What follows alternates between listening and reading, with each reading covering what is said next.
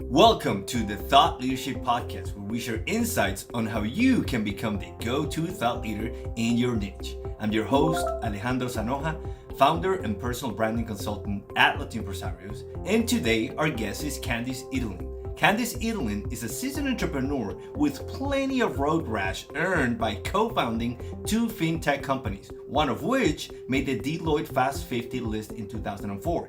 In 2007, she launched PropelGrowth and enjoyed 10 years of growth from inbound leads based on thought leadership she was publishing and existing relationships in the financial industry. But in 2018, she and her partner decided to pivot to a new target market where they didn't have an existing network. She didn't have a big travel or conference budget, so meeting people in this new industry was tricky. But she had to generate new sales quickly, or a company wouldn't make payroll. She hates cold calling, so she researched LinkedIn lead generation techniques. After a bit of trial and error, she landed on a strategy that worked. Within 6 months, she made 500 new connections and booked 125 sales calls using only LinkedIn and Google. It worked so well, she started teaching other sales teams how to use the same methods. This approach allows her clients to develop a consistent and predictable strategy for bringing in qualified sales opportunities.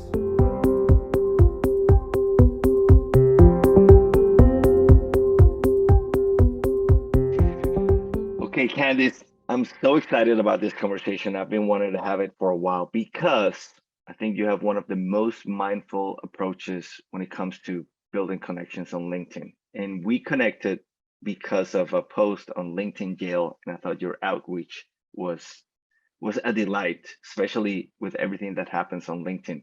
So I thought we could start there. Let's talk about LinkedIn Jail and that initial outreach that you typically do when you connect with people.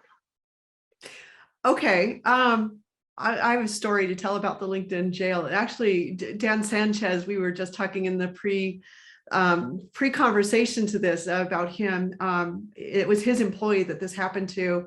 I don't remember the name of the employee. Let's call her Emily. I may or may not be right about her name, but yeah, it's Emily. It's Emily. It is Emily. Rita, okay, I think, great. Yeah. Okay, so Emily, I hope you don't mind sharing your story, but it has really informed me in how to think about LinkedIn Jail.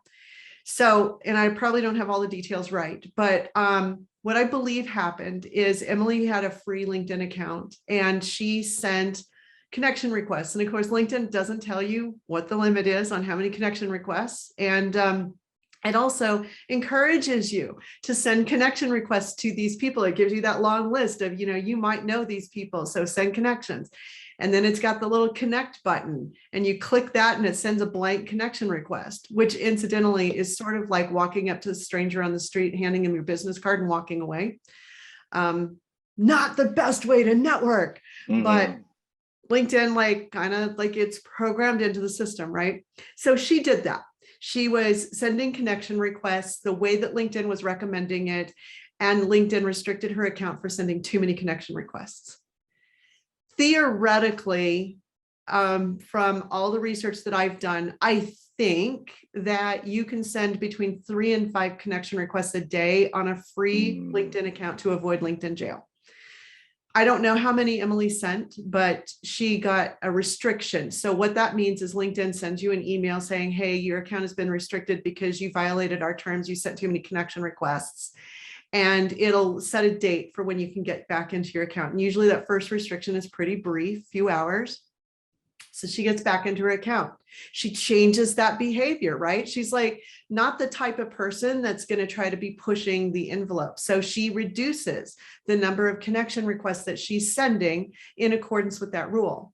Then Dan had her, or somebody over there had her go and curate profiles to just create a curated list of what their internal company should be following, which I thought was a brilliant idea. It's like, who should we all be paying attention to in the company? And because those profiles are posting things that are going to really educate and inform our team. Brilliant idea. So she had a whole bunch of tabs open. From what I could tell, I communicated back and forth with her. I think she had roughly 70 tabs open. Of course, she doesn't know exactly how many either. She gets another LinkedIn alert that says, oh, you had too many tabs open. This behavior is mimicking the way that bots or automation works on LinkedIn. So we're restricting your profile again. I think this is what I suspect. I don't know this for certain, but I've seen this happen with others. I think what may have happened is that she triggered that sequence, but it didn't either. She didn't see it in her email because it probably comes in on the social tab and you don't necessarily keep an eye on that tab if you're in Gmail. And then, or there's a delay in LinkedIn's delivery of those emails. So I think what may have happened is she triggered that violation twice before she saw the first violation. And so I think that she got 2 violations, and it seems to be, again, LinkedIn doesn't publish this, so I'm just surmising it based on what I've seen. I've been asking a lot of people on LinkedIn, what happened when you got your account restricted? It seems to be a 3 strikes and you're out. Now, I don't know, those strikes for her came in a fairly close time frame. So I don't know if it's 3 strikes over a year would be long enough that you wouldn't get your account restricted permanently. But for her, she was permanently banned from LinkedIn. Now, I think about this, she's lucky because Dan Sanchez is her boss. Dan Sanchez has this massive following. So he put a post out saying, this is what happened. Can you guys all please, lend your voices to push LinkedIn to reinstate her account? It took quite a while, multiple weeks, for her to get her account reinstated. And honestly, it's only because so many people piled on and it got LinkedIn's attention. It's not that LinkedIn is evil or something like that. It's just that with 840 million profiles, it's kind of hard to get their attention. They're busy, right? So she got her account reinstated, thank goodness. And she's being very cautious now, I'm sure. For me, I don't have Dan Sanchez as a boss. I don't have Dan's cell phone number. So if I got my account restricted, I don't know that I would be able to recover it. And I bet that most of the people listening to us today are in the same boat. And I want you to ask yourself, what would happen, not just to your current position, but to your long-term career if you were permanently banned from LinkedIn? Yeah, it is. It is scary, and it's good we're having this conversation because I was on the other side of that. I also was using LinkedIn and mindfully just to connect with people, and I saw her messages, and I got those restrictions as well, and I got banned permanently, and I was in that position.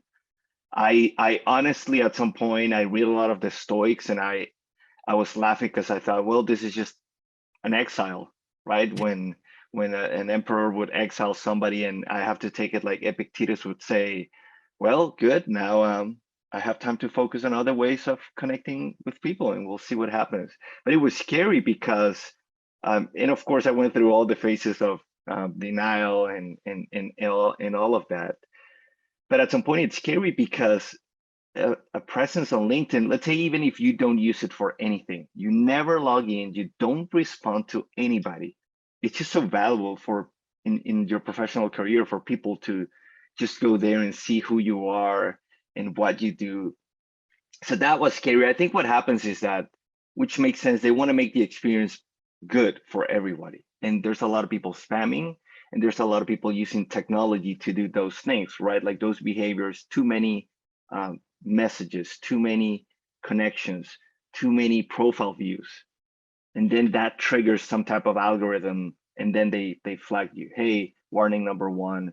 And if that keeps looking like it's a bot, then they just ban you. And it is scary because their technology is so good. I tried creating other accounts with other emails just to be able to connect with people, because I had, in our team, we had some accounts that we managed, some company accounts, and I couldn't log in to check on them. So I was like, what? This is really impacting my work. Right.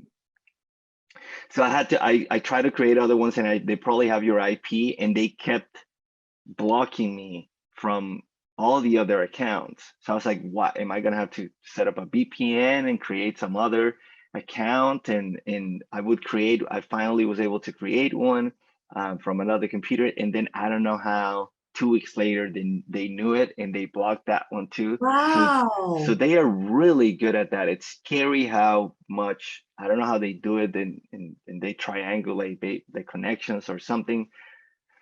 But then, so I just gave up. I said, okay, I'm gonna live life without LinkedIn, and we'll have somebody in our team build their presence there, and they'll be our gateway, and I'll just do something else. So after a while, I tried again. This was several emails back and forth with a support person, because I was telling them, can you check manually?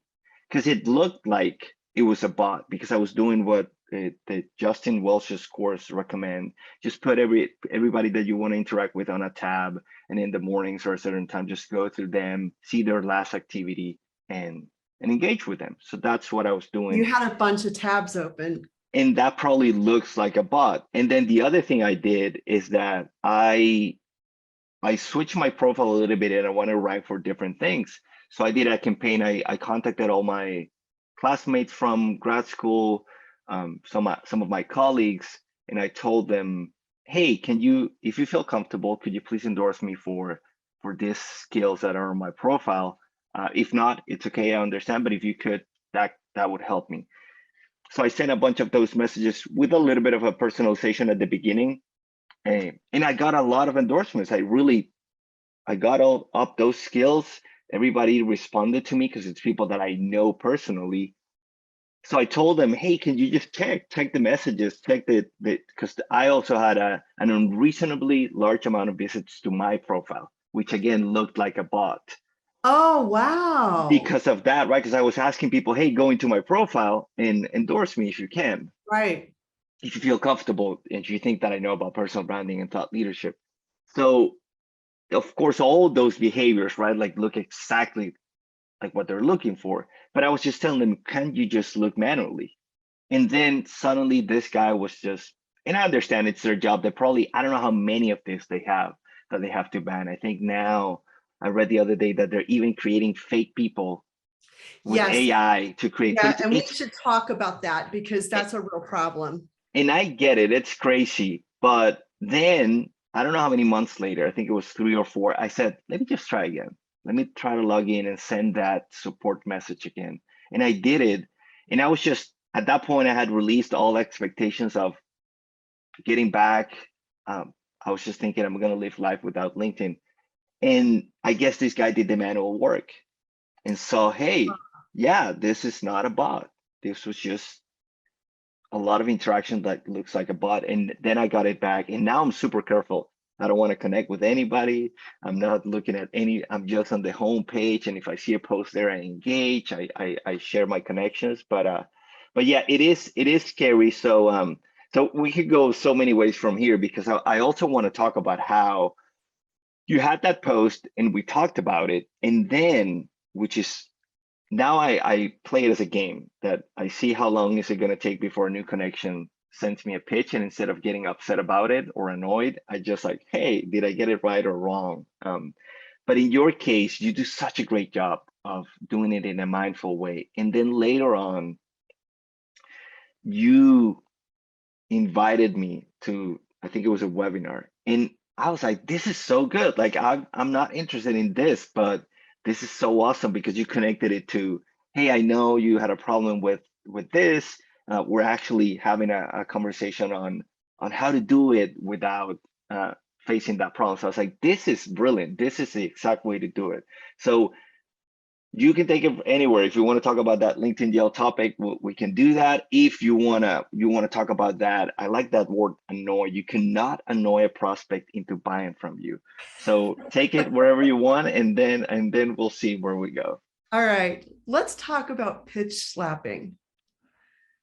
because that's what I mean when I say you cannot annoy a prospect into buying from you. So when people are going to do business to business complex sales, I'm not talking about buying a can of Pepsi. All right. I do need to at least trust that Pepsi's not going to poison me.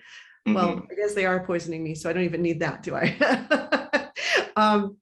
But when you're buying business to business services or software technology that you're betting your business on, for example, or you're betting your IT infrastructure on, or you're buying development services, or you're buying coaching services, that requires trust.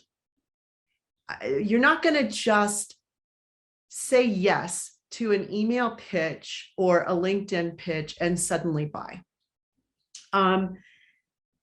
In LinkedIn, I look at LinkedIn as like kind of the last platform, the last place where people can get online and trust that they can have human to human conversations.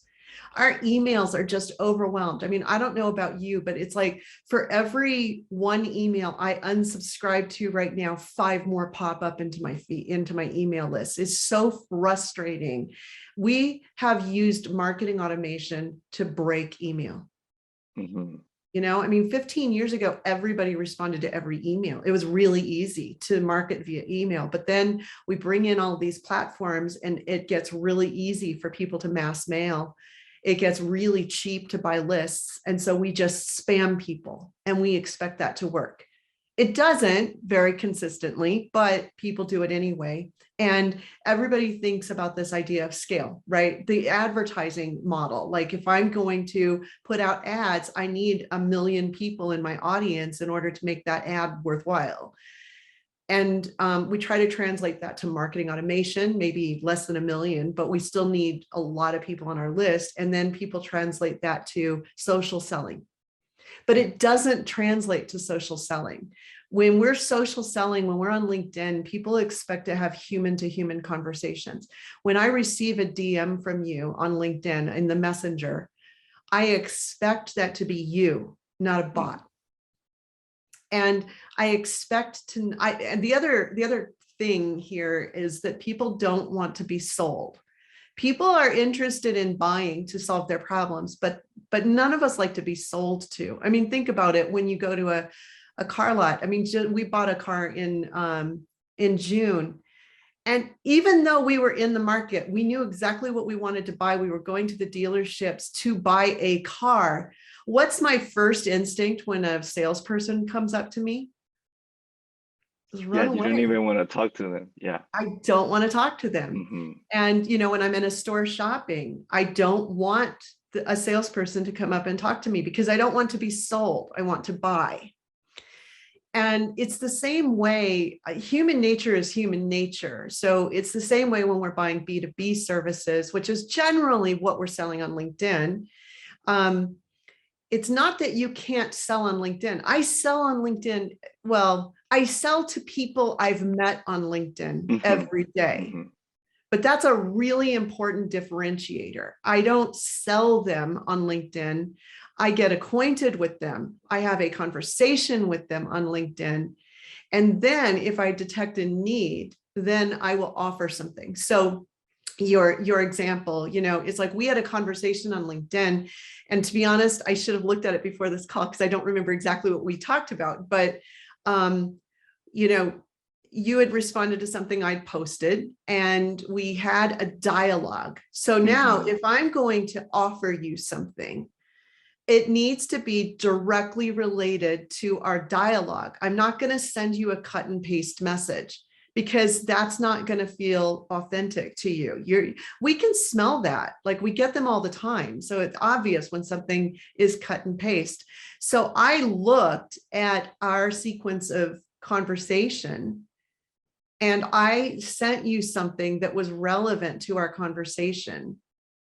I didn't send that message to everybody in my LinkedIn box. Nobody got the same message twice, you know, except this one person that I completely blew it. And I didn't go all the way back in our feed. We'd had like this really long dialogue. And I sent him a message. It wasn't identical, but I sent him an offer twice and he called me out on it. And he's like, oh, I feel like I'm being pitch slapped.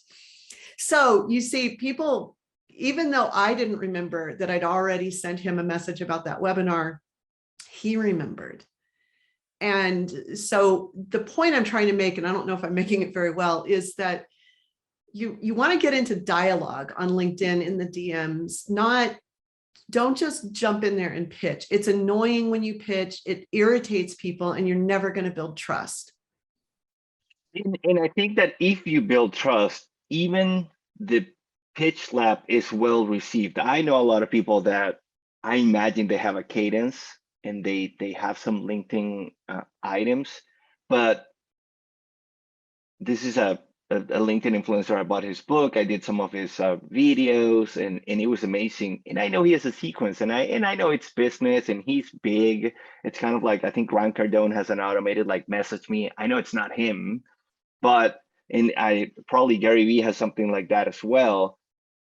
But there's so much trust that you don't mind. I'm like, well, he has to do it somehow. I think that, to your point, that if you build trust at the beginning and you do it mindfully, later on, if that happens, for example, that you send the same offer twice, it could be forgiven. So there is so much there about understanding that you just have to connect to the human. But there's something that go ahead. Sorry, before we go to that, can I just mention that Gary Vee and Grant Cardone have already built trust. Mm-hmm. They have this massive network, and so they have permission to do things that we with smaller networks don't have permission to do. So I don't think that if we don't have that kind of following, that we should follow their example. Correct. Absolutely. And I see so many people doing this. And bringing again Grant Cardone as an example, I thought because of his personality, I thought he was a typical Wolf of Wall Street. You gotta close. And then I saw one video where he was telling one of his sales guys, what happened if that person doesn't want to talk to you? You push too hard. At some point, you got to back down. It's about helping people, and I was like, wow, I wouldn't expect that from him. So of course he has to be good. And I wonder, in this world of sales, and we get it. There's a line that I also like in your video that says, "No sales, no food." I have to make money, right? Because I have to pay the bills, and that happens a lot in our space where there's a lot of entrepreneurs that you just have to go out and get some business. I wonder if does it ever work? Is it for big companies that they can just burn through salespeople and have them burn their network? Because at some point, I imagine these people have to be blocked. Some people, maybe they just don't want to talk to them anymore. These people just like pitch slapping anyone, or having a VA sending a cold outreach for them. What do you think is happening there? Does it ever work and it's just another way, and some people don't care? What happens that so many people out there are pitch slapping from your perspective? So this is a really important question. And, I think there are differing philosophies. I'm always going to lean on human to human because it's core to my nature. And I don't like being pitch slapped, and I don't think other people like it either. That said, business has to be done. So I think you saw my story on my website where I talked about the fact that in 2017 and 2018, I had made the decision to pivot my business. Now, I had been in a situation where all of our business came from referrals and inbound, and I literally did not make a sales call for 10 years. I forgot how to sell, honestly. And so when I made a decision to pivot into a new industry, I didn't have that network, and I was starting from scratch. And I think a lot of salespeople, when they take a position, they're in that same situation. They don't have an existing network. They may have a Rolodex, proverbial Rolodex that they're bringing with them, but that doesn't mean that Rolodex is full of buyers. It's just contacts. And for me, I did not have a Rolodex in my target market. So I had to start from scratch, and I hate cold calling. I don't believe in buying an email list and spamming that any more than I believe in pitch slapping. So I'm not going to do that. But like you pointed out, if I don't sell, we don't eat. And so, because I'm self-employed, I don't have like a base. So I had to make progress quickly, and I used LinkedIn. Now, I evaluated quite a few of those companies that outsource LinkedIn lead generation. And I think that this is where some of those behaviors are coming from. Okay.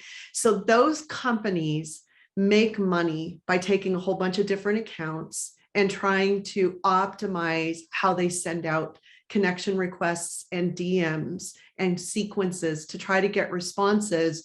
But they're in business to bring in more accounts, and their churn rate with the clients is really, really high. So usually they'll sign people for a 6-month contract, and that's about how long their clients last.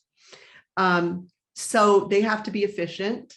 And, you know, if they're charging a client $3,000 a month to do LinkedIn outreach, they've got to be super, super efficient with that outreach. They're probably hiring VAs in the Philippines to do a lot of the work, and it needs to be cookie cutter, same message over and over and over again. They're probably using bots, whether they tell you they are or not. Which could get your account bound, by Which the is way. a really good way to land in LinkedIn jail. Yeah. Well, outsourcing itself is a really good way to land in LinkedIn jail, because that's also a violation of LinkedIn's terms of service. So, but they have to be efficient. So they publish a ton of thought leadership. And that's what I got attracted to in 2017, was all of this best practices about how to use LinkedIn. And back in 2017, honestly, it worked better because people hadn't piled onto this technique yet. So what they said was, you send a connection request that mentions the person's name and the company name, because those you can actually automate, you know, field of first name, field company name, and field how many years they've been there, for example, you know. And I noticed you're CEO of PropelGrowth and you've been there for 15 years. I'd like to connect with you and share a little bit about what we do, you know, or something like that. And then they just send that same connection request to everybody. I have completely lost my train of thought, but I know that that did not work for me. I used that methodology. It got me connections, but it did not get me meetings. Yeah. So I shifted after experimenting with that methodology for a couple of months. I shifted and went 100% personalized. The other thing they all recommend is doing content drops. So, hey, you know, Alejandro, thanks for connecting with me. I bet you'd be interested in this article that I wrote about how to be successful on LinkedIn. You did not request it. And then a lot of people will scrape your email address and subscribe you, which is why I keep getting added to all these email lists, is because people are auto subscribing me after I connect. A connection is not a subscription. And so then they pitch slap me with offers, and I was pitch slapping. So I'd send you this offer. Hey, Alejandro, thanks for connecting. Since we're connected, you're clearly interested in me and what I do. And so here's this article that I just know you're going to be interested in. A week later, I know, Alejandro, that you loved that article. So here's another one. It's free, so it's not a pitch, right? Yes, it's still a pitch just because it's free. And then after the third or fourth spam message like that, then I'm like, Alejandro, clearly you're interested in all this content I've been sending you. Now, I don't know that. I can't tell that you've clicked, but I'm going to just assume it and ask you for a meeting so I can pitch my stuff to you even more. Yeah, people don't want those pitches. And so they don't accept those meetings. So the meeting acceptance ratio was really low. When I shifted and just got really super personal and looked for some nugget of information on your profile and connected based on that and started a conversation in LinkedIn, then asked them if they'd like to get acquainted, I booked 125 meetings in 6 months. And that's how I built my network. Yeah, that happens a lot. And to me, that's what the feed is for. If you have a really good article or something posted there, and then if people engage with it, if they decide to opt in, and I'm a little bit extremist about it. I even do it with my family, because I don't even send photos. I'm like, if you want to see what I'm doing, like my Facebook profile, that's like, I don't want to spam people with, like, I don't know, my baby photos. It's like, I'm probably in the other end of the spectrum, but I think LinkedIn and probably most of these platforms could learn a lot from the gaming world. Maybe they should talk together, because this happens a lot in the gaming world where there are hackers, there are people abusing the system, and they have a really good way of, hey, you can report people. What is it that they did? Then they get shadow banned. Then they get banned. I think Activision just released a new way of dealing with people before they were just creating new accounts. And now they have a way of, I don't know how they do it. This is the magic of technology, but they can see your computer components. So usually it's gamers who are hacking from a computer, and then they see some component part that their computer has, and they block that, so they cannot ever again play the game. They would have to buy a whole new computer. Wow. Yeah. So I hopefully at some point we have something like that on LinkedIn where, hey, this person has sent me 5 unsolicited messages, and then maybe they get limited, right? So we could, instead of just banning everybody with the algorithm, because then there can be some innocence in that. Yeah. So But I'll be honest with you. I have pointed this out to LinkedIn support and have had DM conversations with people from LinkedIn multiple times about the issue of spamming. This is not something they're concerned about. The reason that you got banned for profile views is because LinkedIn is trying to protect their business from scraping. They fought a case all the way to the Supreme Court on data scraping, where a company was using public, not logged in, but public data on LinkedIn to create a database of people who were probably looking for work, to let their employer know so that they could use employee retention strategies to keep this, to retain this person. And LinkedIn said, no, this is our data, we own it, even though it's my data, it's your data. LinkedIn considers that it's their data. And they fought it all the way to the Supreme Court through multiple appeals. And it's been, I haven't seen the latest on it. In June, it got pushed back down to and the appeals court process again. But can you imagine how much money LinkedIn has invested in this case if they're going to take it all the way to the Supreme Court? Yeah. That's what they're serious about. And so that's why those profile views are, that they're paying attention to that. And then the fake profiles, from my understanding, a lot of the fake profiles are being created so that they can do more data scraping undetected. Yeah. Yeah, that is, it's just crazy what's going on there, but it makes sense to your point. They care about, probably they say just pay for the premium account and that's it. You'll have no problem with that. No, it doesn't save you from being spammed. But I honestly don't think that they care. They've told me they don't care. Okay. You know, they're like, that's, you know, especially with InMails, they want people to use InMails for that purpose. So the spamming on LinkedIn, we're going to have to regulate as members. I don't know that LinkedIn will really regulate it unless it's really repetitive and really abusive. Then I have gotten them to turn it off. And if it's somebody hitting on me, I've reported that and they've banned those profiles because people get kind of, this is not a dating site. This is not Tinder. Yeah. Yeah, that's a whole different level, but there's a lot there that I think in any case, I like to think of it as opportunity, right? The more people do that, the better your approach is going to be, right? Because the more refreshing is going to be. I want to ask you, Candice, because you have your numbers down to all the phases, you know exactly this many conversations, this many meetings, these many sales. And we do the same, we do purely inbound. And I know exactly, okay, I know my conversion rate. I know if I wanted to increase it, I need to add something on a landing page. I need to change some keywords so we can rank for that. And I have a dashboard to see that.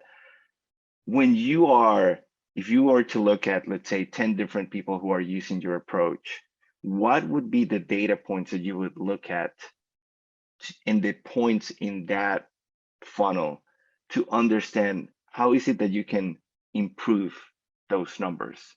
Okay, so just to give some clarification for people listening, what I focus on with my students is getting connections, engagement in DM, and meetings. Now, posting and the way that you write your profile and everything have a critical impact on the effectiveness of what we're measuring. So we still have to look at that and make sure that the profile and the headline especially are really, really dialed in to be customer centric. But what we measure, so I run 90-day accelerators, which is I think what Alejandro is referring to, where we have a group of 20 people or less that do a 12-week program with me where we work on helping them book meetings on LinkedIn. So the same way I did when I got the 500 connections, 355 people engaged with me, which is a 76% conversion ratio from connection to engagement. And then out of that 355, 125 booked a meeting with me, which is 35% of my engaged or 25% of my connections booked meetings. Now, the people that have gone through my accelerator, I've gotten better at it since then. That was in 2018. I did a 6-month experiment, and that was my results after the 6 months. Now, my booked meeting ratio is closer to 71%, meaning that for every 10 people I reach out to with a DM on LinkedIn after they've connected, that 7 of them will book meetings with me. Okay. And when I say booked meeting, I mean, I will send them my Calendly link and they will take the action to book the meeting, because I hate meeting ping pong. That just drives me nuts now. So what I teach in the accelerator is first how to get your profile dialed in, how to find the target audience, and then how to send a connection request that doesn't just get a connection, but sets the expectation that they're going to engage with you. And so most people that connect with me or with my students will actually reply. They'll connect and reply. That's what we want to get going, because we want to start a conversation in DM. And then we look for a meeting. And I just ran the numbers with this group.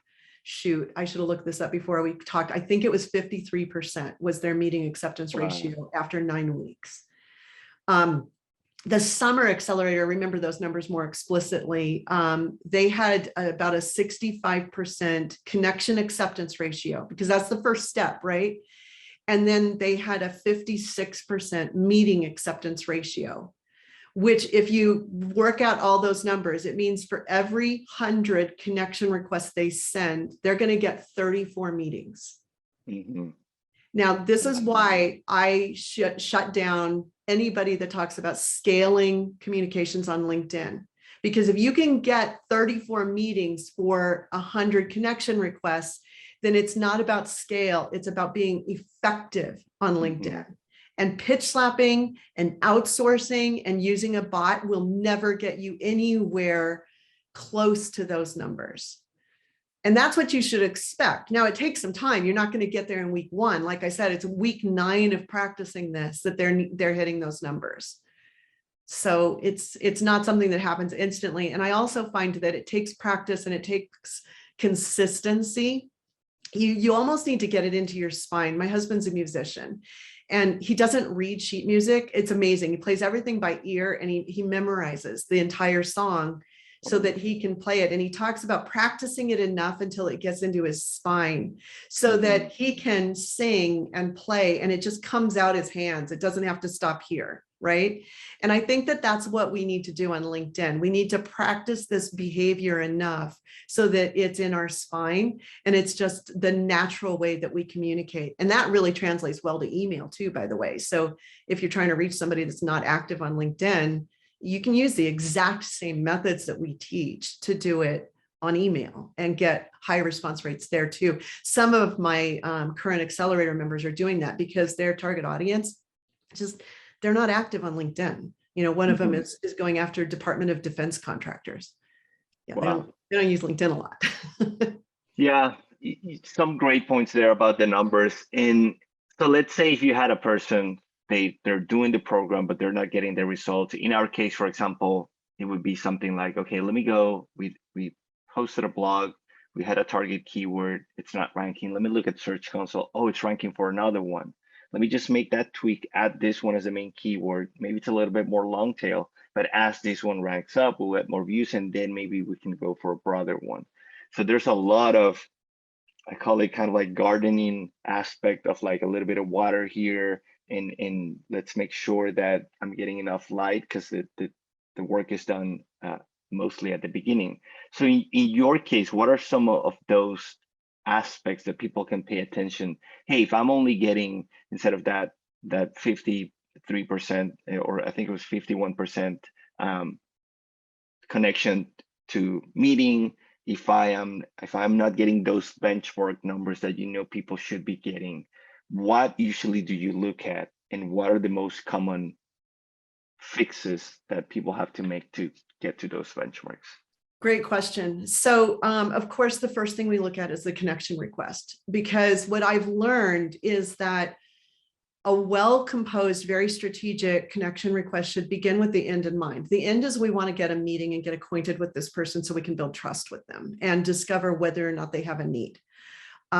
So the first point of communication with this person needs to start establishing trust right away. And in my experience, the way that we establish trust is to go find something on their profile about them. And I look for a nugget. It doesn't have to be like some big magnum opus thing, just something really small. Maybe their headline says something about them being, I love, there's one guy that I'm connected to who his headline is, "I'm a geek who helps geeks get geeky about their finances." And I just love that headline. So I might send him something going, "Gosh, I love your headline. I'm a geek too. Would love to connect and hear more about what you do."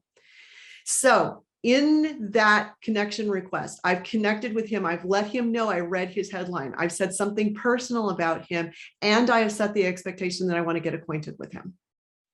So usually he'll reply to that and say, "Oh, thanks. I've been," and then he did. I did send that connection request to this person. And he said, "I've been playing around a lot with my headline." And I'm like, "Please don't change it. I love it. It's perfect." So we got a conversation going. And then I asked him if he'd be interested in getting acquainted, and we booked a Zoom call. So it wasn't to sell him. It was to get acquainted and talk about, how he's using LinkedIn.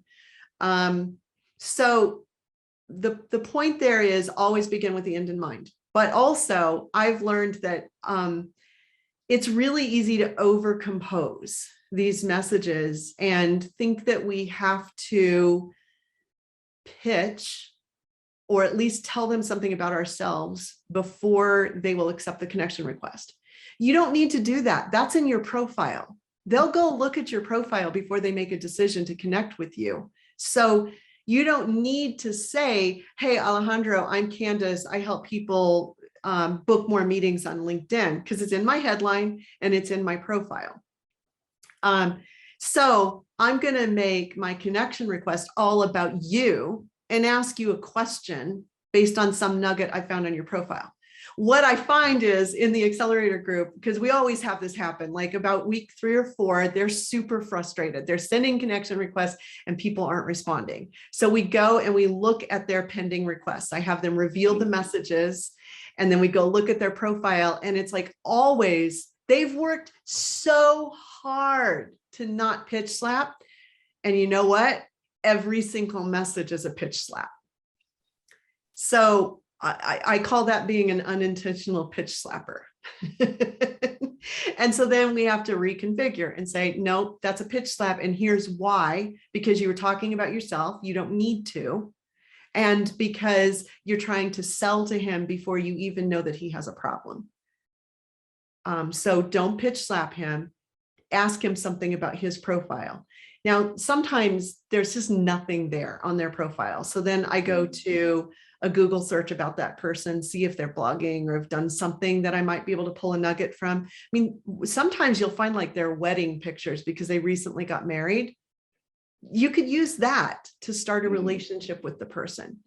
Now I wouldn't start there. If I can find a nugget that's going to be more related to my business, I'll start with that nugget. Again, begin with the end in mind. If I want to transition this conversation, the fact that you got married in Kauai is probably not going to be helpful for me to transition to LinkedIn. But if that's all I got, then I'm going to use it. The other thing is I'll look at the company website and I'll look for news.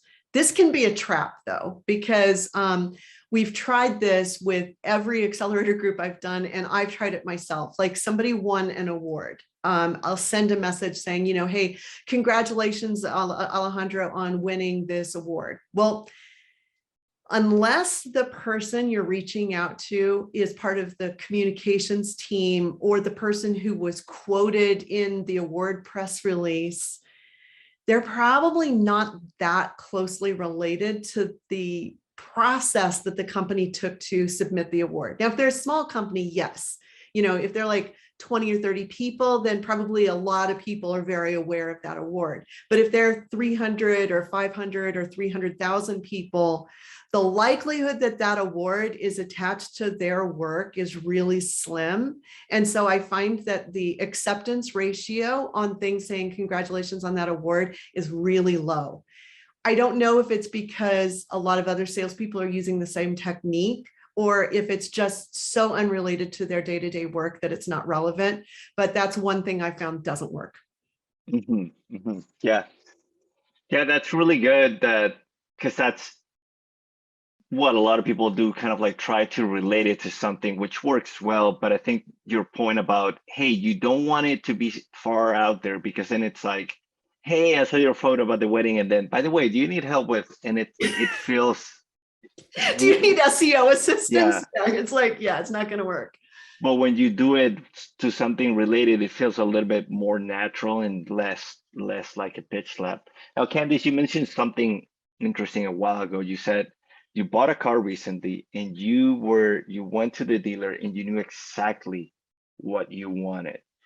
And there's been a lot of research around how people are buying nowadays. I think in the past, people used to go 5 times to the dealer because they had to collect information. Now the average visits, I think it's 1.3 or 1.5. It's something like, people go, they know exactly the car they want. It's basically, do you have it? Okay, I'm buying it, and then just figure out the price. And this is happening a lot in many different industries. So this is something I wonder, and I wanted to get your take. Do you think we will see a world without salespeople or less salespeople? And how would that skill set be used? Because I think the sales skill set is valuable, but if we keep seeing this transition, maybe we just add that skill set like you're doing. Hey, let's train people on this skill set, and the people who deliver, like in your case, you're selling the service, but you're delivering the service. You could do both, and it's a little bit different than just having people that their sole purpose is to sell and move people through the pipeline without really understanding how everything else works in the company. So what are your thoughts on that? Great question. I think that the concept of the sales funnel and the product-led strategy, this assumption that product can sell itself, and therefore all you need is some inexperienced SDR to smile and dial, and that's going to make sales for you, is antithetical to the way people actually buy. Now, that's not to say that it's not working for companies, but if you follow Kyle Coleman, for example, the most effective SDRs are the ones that are taking the time to understand the target audience, to understand the individual, and to compose communications that are specific to that individual. There's an assumption out there. So I work a lot with companies that are resellers for ERP, enterprise resource planning software. So like Microsoft Dynamics, Sage, and NetSuite, Acumatica, and companies like that. So let's use Acumatica, for example. They've got something in the neighborhood of 350 resellers. All of those resellers are selling basically the same thing. I mean, there's different editions of Acumatica, but they've all got the same product, and they might sell 3 or 4 different lines of these products, but they're all kind of selling the same thing. And the market can begin to believe that these resellers are fungible. So fungible means if I've got a dollar bill that's crisp and new, and you've got a dollar bill that's all like been run over by your car and dug in the mud and it's dirty and all wrinkled up, they still have exactly the same value. And so they are fungible. $1 is completely interchangeable with another. In the reseller market, they are perceived by some customers, especially the first time the customer has gone down this path to buy something like this, as fungible. But these resellers are absolutely not fungible. Same thing with the products. I mean, Microsoft Dynamics, Business Central, and Acumatica are very different products. They may have some of the same feature sets, but the way they've deployed those feature sets is not the same. And the way that the partner comes and implements those feature sets from one partner to another is not the same. So as interchangeable as this industry looks like, it is absolutely not fungible.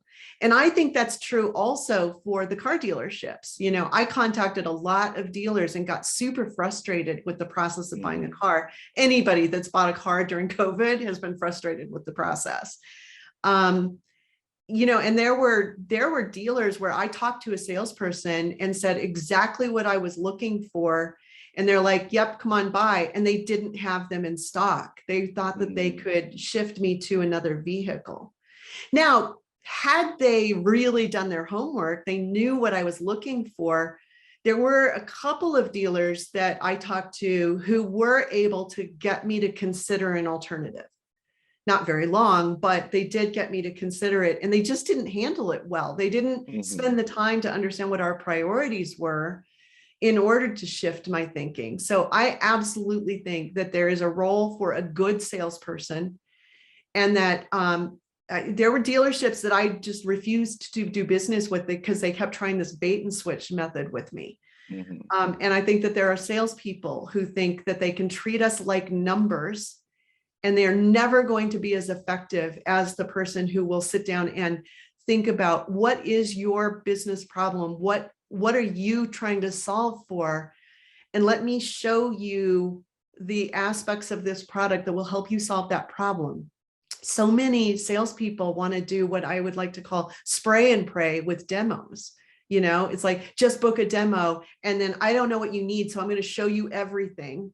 And if your customer is still awake by the end of the demo, you'll try to get them to the next step. But that's a very low conversion rate way to sell. If you would spend the time to get to know your customer, your conversion rate will be higher and your customer will trust you more. Yeah, I absolutely agree. I think the skill set is very valuable, but deployed in the right time, in the right way. And now, and of course, this is different in industries and sizes, but you mentioned, I remember in your story, you said for about 8 years, I had to no outbound, no calls. I just had a lot of referrals, and then suddenly I had to transition, and now I had to figure this out. And I remember that I'm an introvert, so I had to do it. I learned it, but I realized with COVID that I did not like going to events. I enjoyed this one-on-one and meeting people, but the events and the groups it's just not for me. So I am super happy now. And of course, I'm biased towards inbound because that's what we do.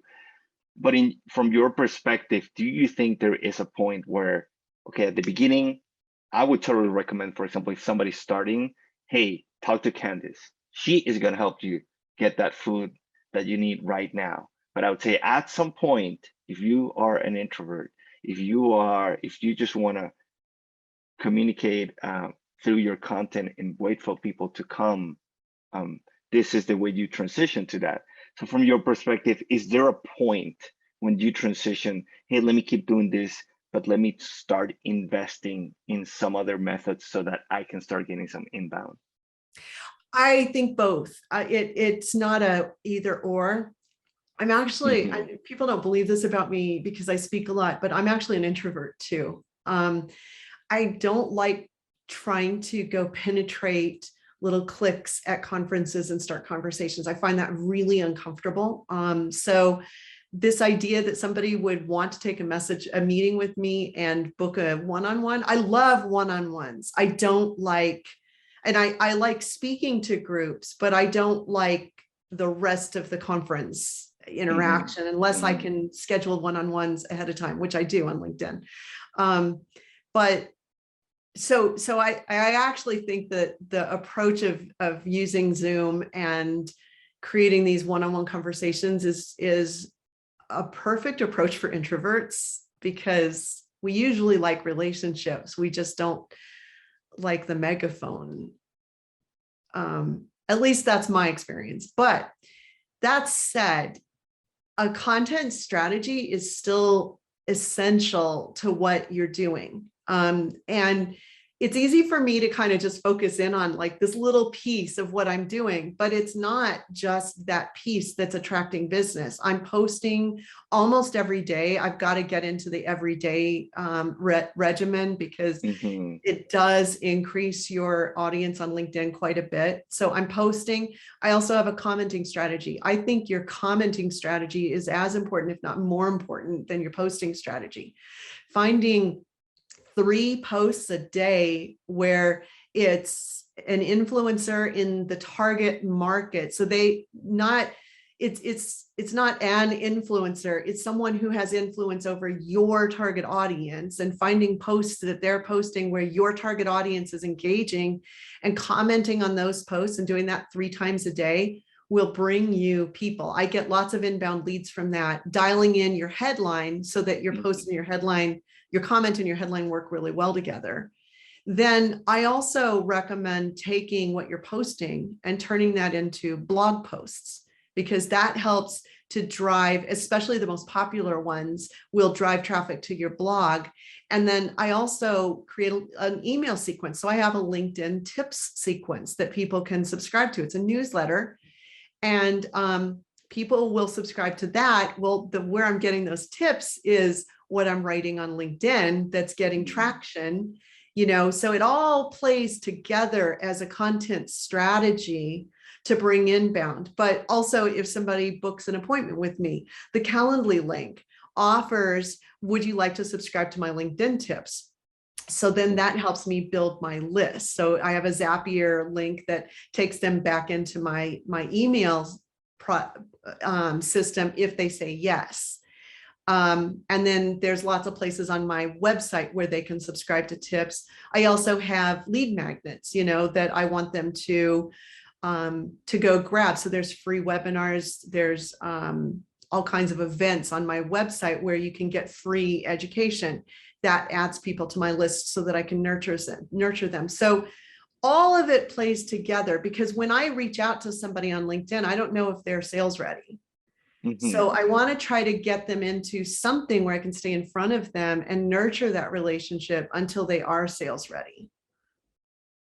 Yeah, that's a great point about the asking them when they book the call if they want to be in the newsletter. And something I totally forgot. I have it here on my notes. I think you have which could be the defense against the pitch slappers. Maybe this is the strategy that we're gonna tell people to do. But you have a great away message. I think it's the first time I saw that, and I was like, wow, this is so good, because if somebody messages you and you are away, not only they get an interaction, which we know it hits dopamine a little bit, that you got a response from what you did, but also it's kind of like introducing people to who you are. Hey, here's a piece of, I think it was a link to a video, I don't remember exactly, but I thought it was brilliant. And on the other hand, it also, when people pitch slap you, you are at the same time kind of like, well, you're sending me your stuff, here's my stuff too, and check it out before you do it again, so you could do it more mindfully. So could you walk us through your thought process behind that away message? What do you think are the most important elements to have there? That's interesting that you liked that, because I shut that off because I felt like I was pitch slapping. So the LinkedIn now has the ability to set an away message, and it's just in the settings. I don't remember exactly where it is, but you can set it so that if you are not logged into LinkedIn, when an inbound DM comes, it can say, hey, I'm away from my computer now. And then you can just add a little bit. So I think I added a link to a video of me talking. But it creates like a big, it doesn't just, you can't just put the link in. It's going to create an image for that link, and it becomes this big message in LinkedIn, which I just kind of wanted just a quick one-liner. And if you want more information, here's a link. So I would have preferred the image to go away, honestly. Okay. And the other thing is, if they send you more than one message, you're going to send them the same away message over and over again, which I don't like. Like an out of office message sends once and then it doesn't send again on email, but LinkedIn doesn't have that intelligence yet. Hopefully they'll build this in. So I got rid of it. But that's interesting. I might re-experiment with it without a link and see if I can make it work a little bit better, because it's cool that you liked that. But yeah, I've been playing around with it. I've seen other people. The other problem is that when you're looking at your unread messages, that becomes kind of a to-do list to me. Like I've got probably 15 unread messages in LinkedIn right now, and I know I need to go get those. It can sort of bury what you need to pay attention. Yeah, I see your point. But I liked it because I don't remember who made the recommendation, but it was basically add a video at the end of your email signature. So I have my email signature, photo, position, the regular, and then in the bottom, there's a line in text that says, I think it's something like, what do you want to learn more about what personal branding is? And it's one of our kind of like explainer videos that does great on YouTube. So I put a link there, and it's at the bottom, and then the video pops up like it did in the message. So it's super clickable and enticing. And I see that I get a lot of videos. Whenever I change that video, I see the YouTube analytics, and it starts to go up because people get curious. They scroll and then they see the video. Oh, let me look at this. And of course, it has to be mindful. It has to be a top of funnel, educational, entertainment video that people just want to see. That's why I liked it, because I thought, well, this is another way to kind of like engage people. But I see your point. If it keeps going, then you have to sort through the messages. But I liked it. I thought it was a good way to kind of like keep people engaged, and especially if you get a lot of messages and you cannot get to all of them at the same time. But yeah, and I think it's probably more useful when you're on vacation than it is just overnight. You know, like turning it on, if you're going to be gone from LinkedIn for a week or so, it's probably more meaningful. Yeah. But thanks for that feedback. I will continue to experiment with that. And I like the video idea. Hey, have you ever played around with Video Ask? I do, but not through LinkedIn. I've seen it and I love it. I think it's great. The way I do it is I have those videos on my website at different points. So for example, in my book, after an application for a call, there's I give them the calendar link. And then there is a video there explaining like, hey, this is not going to be a sales meeting. If you want to know about our scope, it's on the website. We describe everything step by step.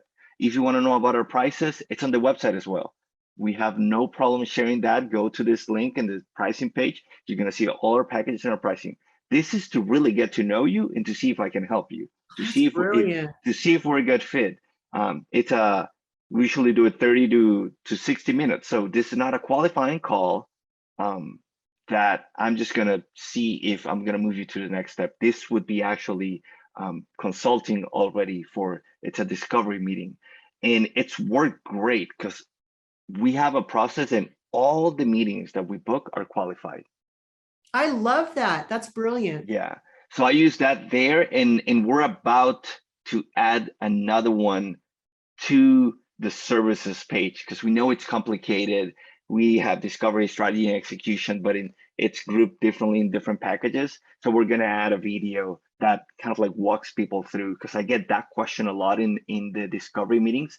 So I'm like, maybe we should add something. So I do use video there in those key moment points. That would be kind of like your equivalent of, hey, let me look at your messages. Like, oh, of course you're not getting acceptance. It's because you're actually pitch slapping. Let's tweak this.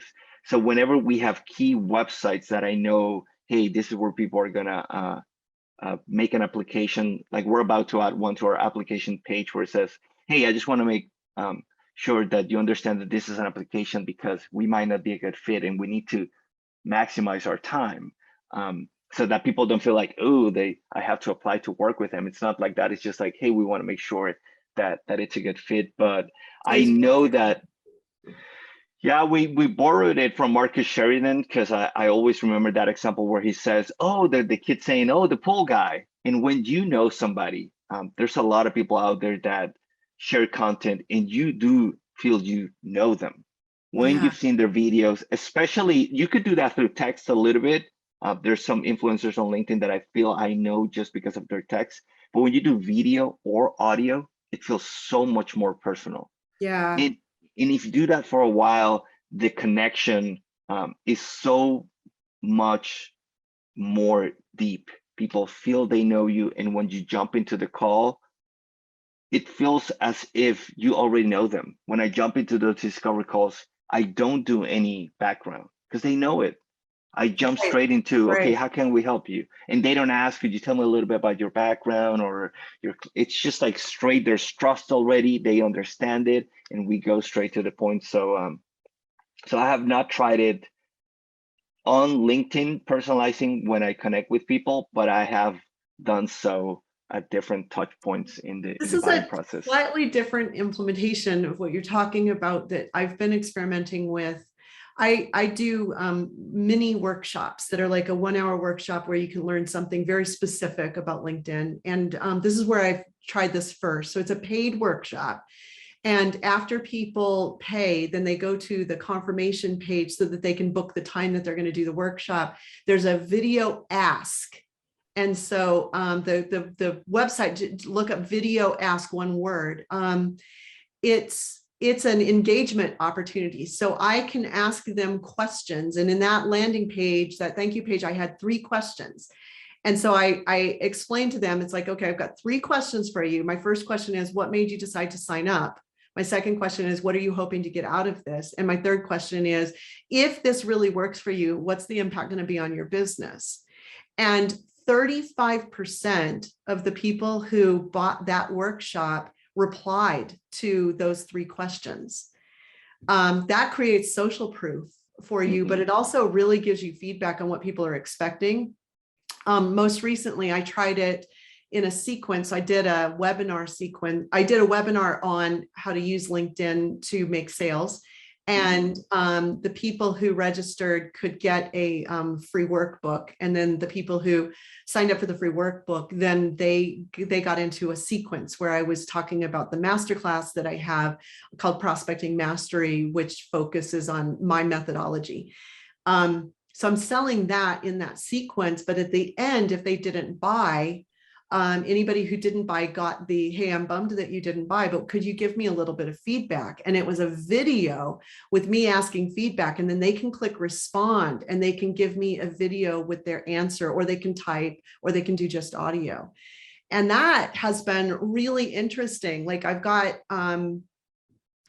this is a really small sample, but about 30% of the people on that list that didn't buy gave me video response, or either replied to my email or responded via the video ask. So that was really interesting. I'm going to continue to experiment with that, where they can actually respond to you. Yeah, you bring up a great point. I might actually steal that and start using, because it does it does add such a personal touch when you do video, and when it feels it's genuine and that you really want to understand, hey, I'm bummed that you didn't buy or you didn't book a call. Could you let us know why? That's Yeah, there's basically what I said. Yeah. And they, it's like they gave me answers, and I wanted feedback about, because this is the first time I've sent this many emails and I'm still nervous about it. We sent 9 emails in 7 days. And I have never done that volume before to individuals. And I really wanted to hear, like, was this painful for you? We did get some unsubscribes. It was, I think, a higher percentage of unsubscribes than I usually get. And so I wanted to kind of hear from people, was this too many? But the people who did respond, it wasn't that they didn't have too many. It's that one of them, their boss wouldn't pay for training. And the other one, he was in the middle of tax season and he's a CPA and didn't have time to do the class. So like that at least gave me the feedback that I didn't annoy them with all those emails. Still going to probably reduce the number of emails I send in that sequence. Yeah, it's the same that happened with the sequences is the same that happens with everything, right? People understand it works and they game it, and then people kind of like tune it out. But I think when done mindfully, and again, if you have the trust, I subscribe to some and I bought some products, and then I get a sequence for that product. And I know it's a small team, right? If it's a small team, I understand that it's just difficult to really go through everything and understand the technology. So because there's trust, I think people don't mind. So when you do it mindfully, I think it works great. But it's just amazing how with technology, and when you do it right, and when you think through the process and what people really want, you can do so much and automate and do it in a mindful way. In a human way. Every email is written, this is one thing that I've learned this year is don't train people to not reply to your emails. So even if you're writing a sequence, write it in such a way that it's personal. It feels personal, that they feel like they should reply to you. And that takes skill. It's not something that can happen immediately, but I think we need to get away from the idea that we just blast people with emails. Or with anything, right? Like even after they've bought from you, you could blast them away. And of course, the other extreme is to never talk to them again, and that's another extreme. But absolutely, and I always think that it's just opportunity. Whenever I see somebody doing it the wrong way, same with content, I used to get upset, and now it's just like, that's great, because it means that if we keep doing it in a mindful way, we'll get opportunity. Now, Candyce, yeah, that's true. Yeah, we've talked about a lot, and I'm sure we could keep talking for hours. I have so many notes, but I also want to know exactly how you describe this, because we've talked a lot about many things: LinkedIn Gale, how to be mindful, email, cadence, video. When people ask you, what do you do? What is your typical answer? I help people prospect and get meetings with cold leads on LinkedIn. That is my focus. Now, that means that you need a broader presence on LinkedIn, and I want you to help you build credibility on LinkedIn, to learn thought leadership approaches, because at the end of the day, if we're selling, the goal is to get meetings with people who may need our product. And so it's almost all early stage, but we're getting in the door with a broader range of prospects and building our pipeline. Most of the people in my accelerator, this is the first time that I've actually tracked conversion of meeting to pipeline opportunity, but it's high. It's like above 40% of these meetings are turning into pipeline opportunities.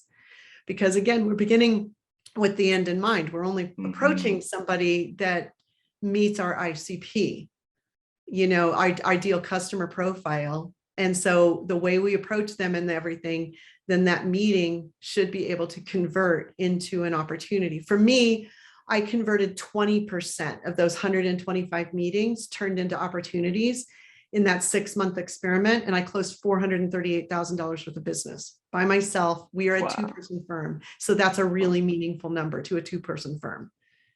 Wow, it is. And on the average, who do you think is the person, somebody out there listening to this that, hey, I think I would want to try that. I've tried other things and it doesn't work. I see that pitch slapping. I don't like that. I don't want to do it. So who is it that can make the most out of your programs?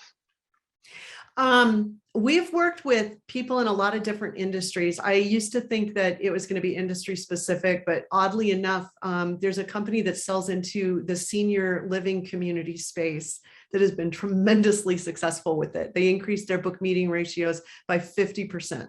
Wow. So it's not so much, and some of their audience is not active on LinkedIn, by the way, but some are. I was surprised at how many are. So what I find is that solopreneurs, small business owners, especially where the owner needs to be rainmaker, this is super effective for them.